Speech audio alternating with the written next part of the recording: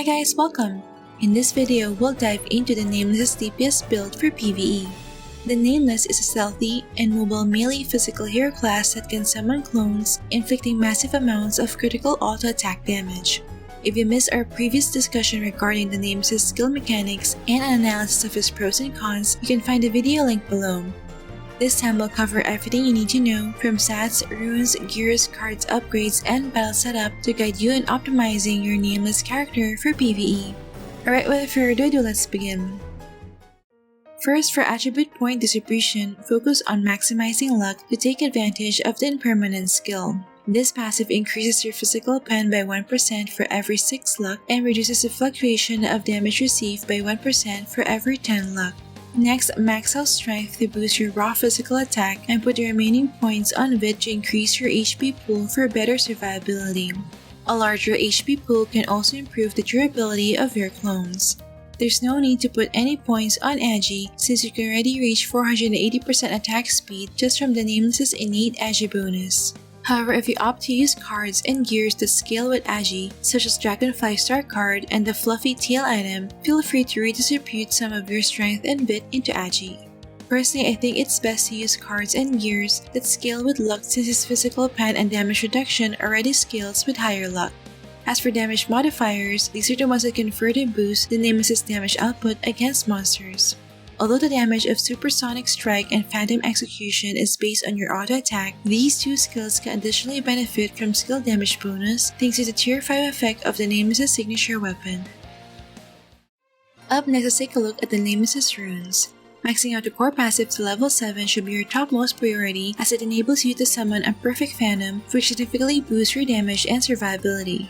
Aside from activating the second line effect of his runes, you should also focus on getting high first line value on these runes for maximizing the Nameless' damage potential. First priority is a star rune for Supersonic Strike to increase its damage by up to 40%. Next is a star rune for Destined Death to increase the damage taken by the marked target from 50% to 75%.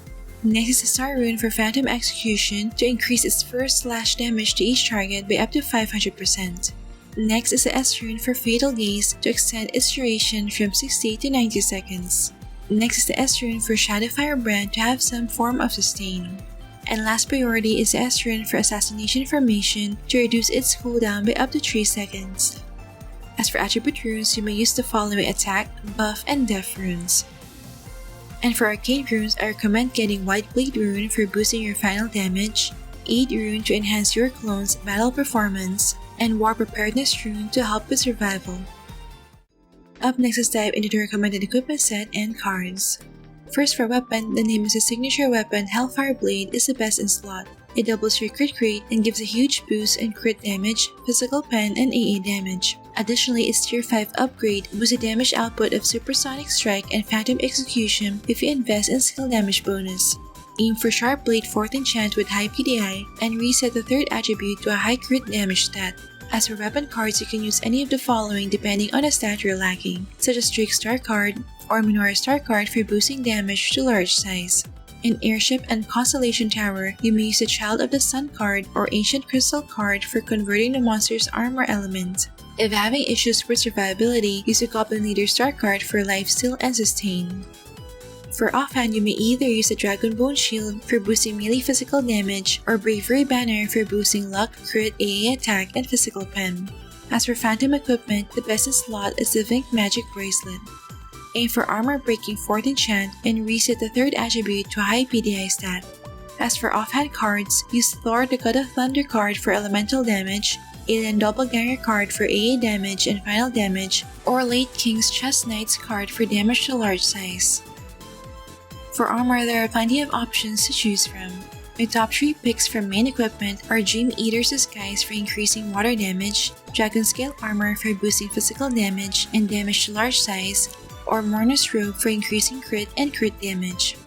As for phantom equipment, my top picks are Ninja Cloth's Cold Night Song for boosting melee physical damage and crit damage, or the Chosen's Armor for boosting physical attack and physical damage. Aim for Sharp 4th enchant and reset the third attribute to a high PDI stat. As for armor cards, you can use any of the following depending on the stat you're lacking. Poitata Star card for damage to non-demi human race, Molten Colossus card for damage to MVP, Alien Walter card for AA damage and final damage, or Cat God card for elemental damage. For garment, you can either use Royal Knight's Cape or Campaignman 2 in the main equipment slot and Cloud Undershirt in the Phantom equipment slot. These garments improve your crit damage and AA damage. Aim for high PDI, crit damage, and luck enchant, and inlay any of the following cards. For footgear, the options for main equipment are Dragon Slayer War Boots for physical attack and physical pen, Overlord War Boots for boosting melee physical damage, or Light Boots for boosting crit damage and physical pen. As for Phantom equipment, you can either use the Boar Bristle Shoes or St. Mary's Cloth Shoes. Aim for high PDI, crit damage, and luck enchant, and inlay any of the following cards. I prefer using an Edgar Star card to prevent getting flinch. For accessories, I recommend using any of the following combinations depending on the element you're using. Essence of Scorching Flame and Flame Feather for fire element, Fluorite Button and Brooch of Spring for water element, or Pendant of Fusion and Hermit's Bundle for other elements. Aim for Sharp Blade 4th enchant with high PDI and reset the 3rd attribute to a high crit damage stat. As for accessory cards, use the Devil Governor card plus any of the following cards. You can also use damage to element or raise modifiers depending on your target. For headwear, these are my top picks for each slot.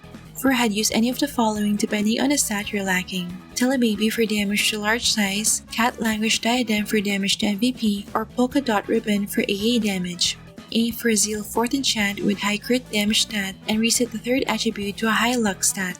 As for headwear cards, Alien Dark Siren card is the best in slot as it significantly boosts your crit rate, crit damage, and final damage. If using Holy Element, then inlay the Valkyrie's Blessing card to convert your attacks to Holy. An Oracle or Kero card is very useful to avoid stun.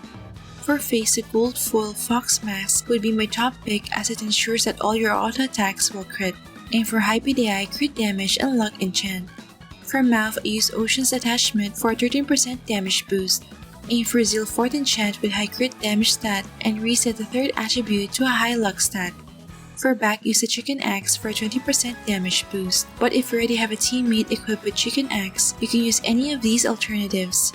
Aim for Sharp 4th enchant and reset the 3rd attribute to a high luck stat.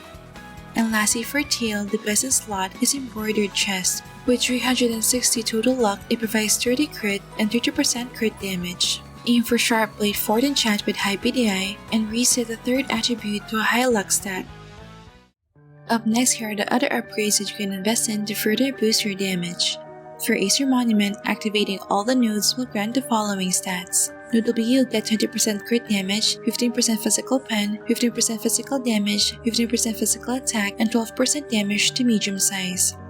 For guild buffs, maxing out your blessings and prayers will grant additional raw physical attack, physical pen, crit damage, elemental damage, physical piercing strike, and elemental piercing strike.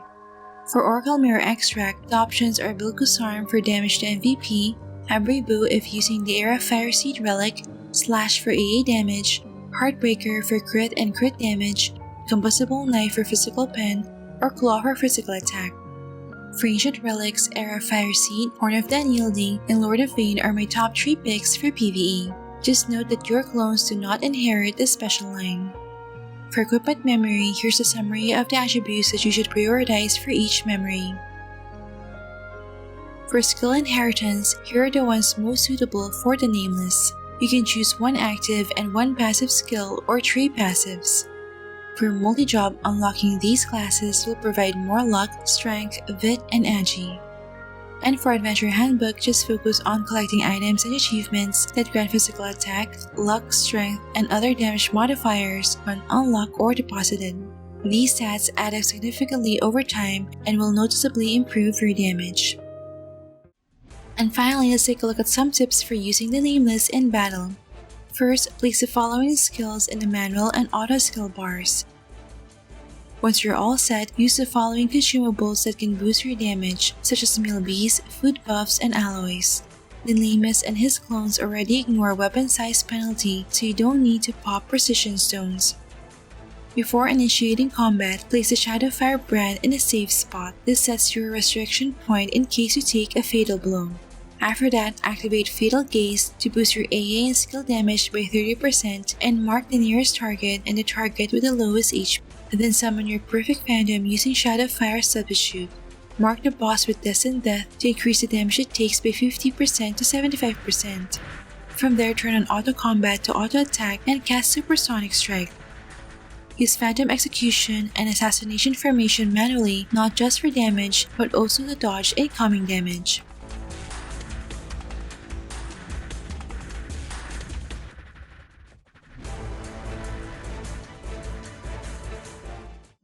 And there you have it, that wraps up my complete guide to building the Nameless for PvE. Overall, the Nameless is a strong DPS with high damage and survivability, making him a strong choice in PvE. How will you build your The Nameless in the future? Share your thoughts in the comment section below. Alright, that's it for this video guys. Don't forget to like if you enjoyed watching this guide. If you're new here, I would love you to consider subscribing by hitting the subscribe button down below. I would love to have you back. Thank you for watching and see you in our next episode.